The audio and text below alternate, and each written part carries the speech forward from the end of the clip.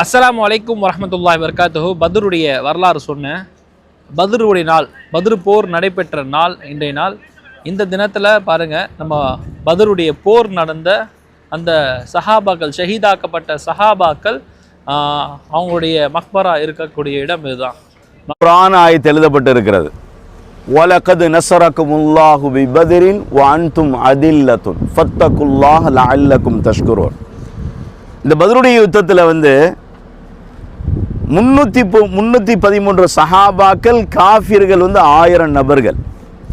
அப்போ இந்த போரில் நீங்கள் மிக குறைவானவர்களாக, எண்ணிக்கையில் குறைவானவர்களாக, ஆயுதங்கள் இல்லாதவர்களாக, போர் பயிற்சி இல்லாதவர்களாக இருந்த சமயத்தில் உங்களுக்கு எப்படி வெற்றியை கொடுத்தோம் என்பதாக அல்லாஹ் என்ன செய்கிறான்? உங்களுக்கு நாங்கள் தான் வெற்றியை கொடுத்தோம், உதவி செய்தோம் என்பதாக அல்லாஹ் அந்த இறைவசனத்திலே கூறுகிறான்.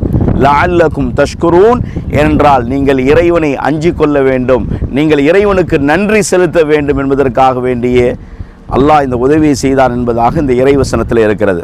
அல்ஹம்துலில்லாஹ். பத்ருடைய சஹாபாக்களுடைய பெயரை வாசிக்க போகிறோம். இதில் இந்த 3 நபர்கள், கீழே இருக்கக்கூடிய இந்த 3 நபர்கள்